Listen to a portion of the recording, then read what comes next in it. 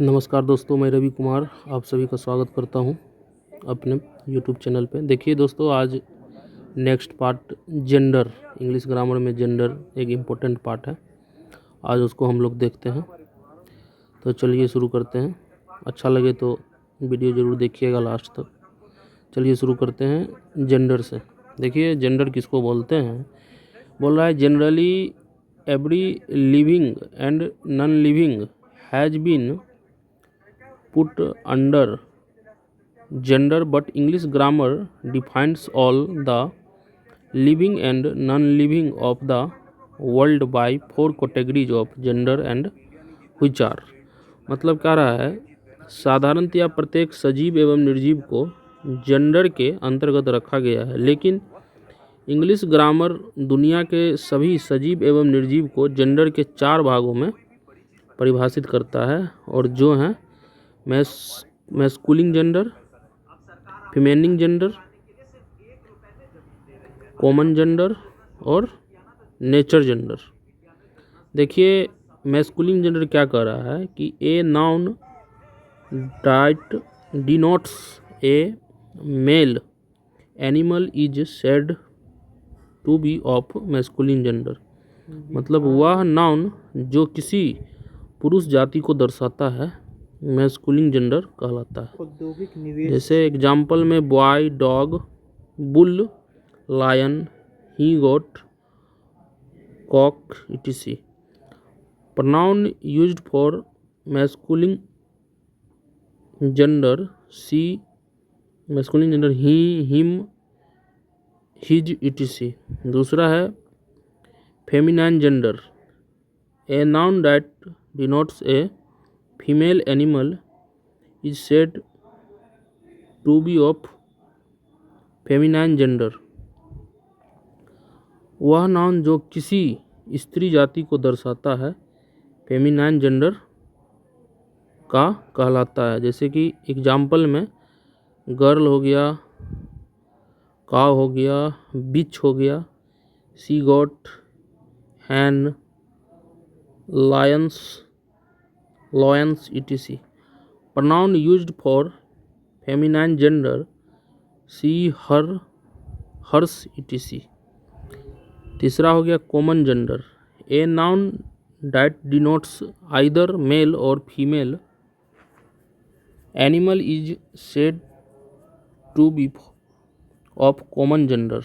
वह नाउन जो या तो पुरुष या स्त्री जाति को दर्शाता है कॉमन जेंडर का कहलाता है। जैसे कि doctor, teacher, student, farmer etc। Pronoun used for common gender he, she, him, her, his, her, hers etc।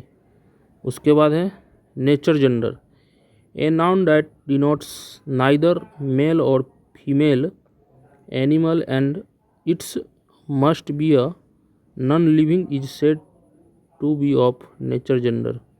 वह नाउन जो ना ही पुरुष ना ही स्त्री जाति को दर्शाता है और उसे अवश्य निर्जीव होना चाहिए नेचर जेंडर का कहलाता है। जैसे pen, fan, ball, bench etc।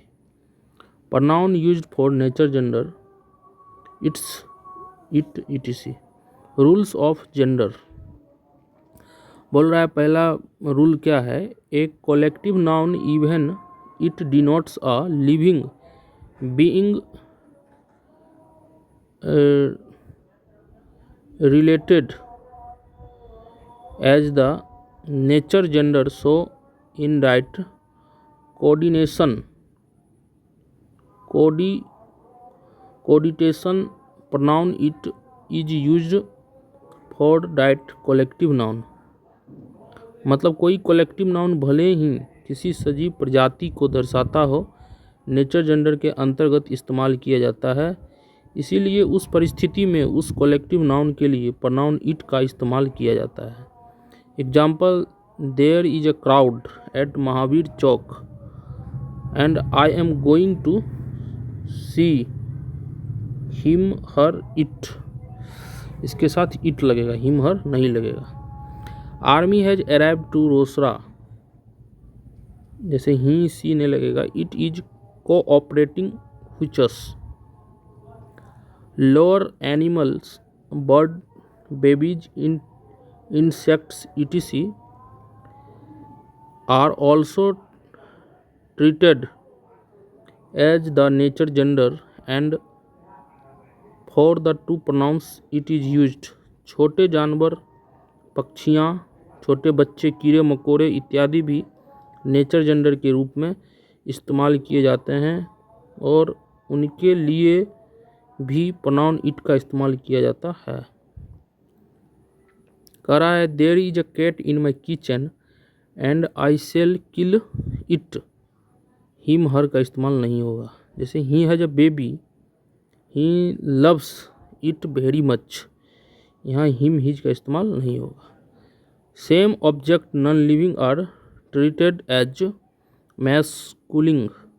Masculine gender. जैसे when three denote when there denote power, strength, destroying nature etc and it that coordination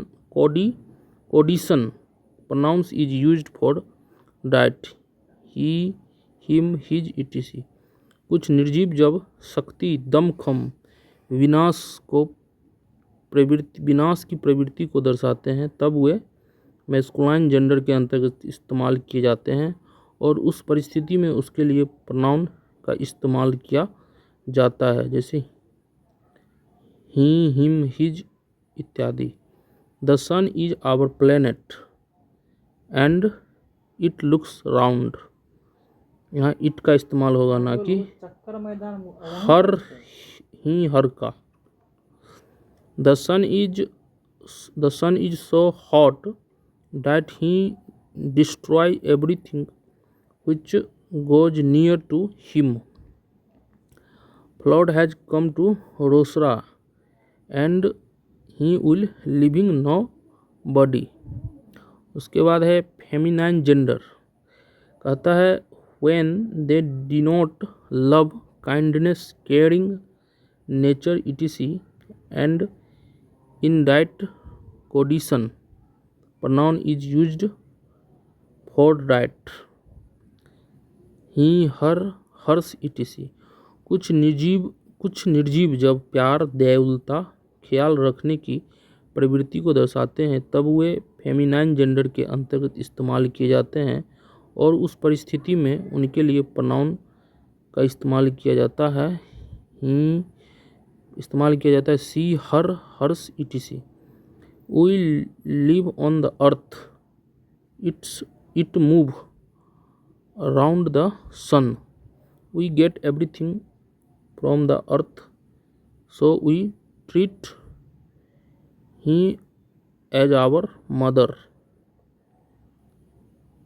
spring is a good season and she takes care to each and everything।